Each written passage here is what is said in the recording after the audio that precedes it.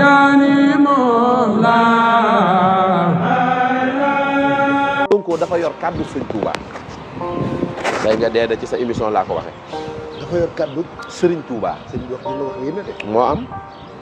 Sonko dafa yor kàddu Serigne Touba loolu bëgg wax Sonko boo toogee moom jàkkaarloog moom wax yow gis nga Mara Niass fii sa morom nekk fi xam nga da ngaa yore jinne xam nga da ngaa aniti jinne xaw ma seetaanee na la dugal gis nga sa caaxaan yi ak sa tappale yi nga nekkee da nga ciy génne sëriñ bi yaa ngi dégg bu baax li ma lay wax Sëriñ Touba kenn mënta yor kàddoom ci àdduna dañ ko fiy nekkal waaye kenn mënta nekk Sëriñ Touba Sëriñ Touba kenn la te kenn lay mën a doon ba ilaa yawmi diini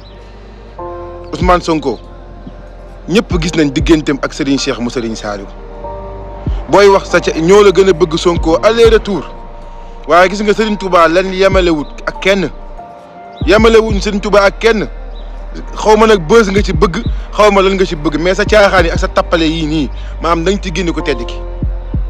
booy wax say wax na nga ko wax ba bëggee bës na nga ko uti ji feneen mais bul jël Serigne Touba bii naan kàddu Serigne Touba moom la Ousmane Sonko yor te Ousmane Sonko waxuloo lii santuloo lii amul benn gone ak Pastef goo xam lii nga wax d'accord na ci Sonko ñëpp xam ne nitu yàlla la ku baax la ku set la ku sell la ba voté jotee ñun ñëpp moom lañ voteel ba xeex jotee dañ ko wax xeexle mais sa caaxaan yi nañ ci génne Serigne Touba fayda ak maam ñàkk fayda weesu maam mili da lay merloo ba kenn du xam sax lay wax yow Serigne Touba ngay wax ay kañ suñ yow est-ce que yow wér nga yow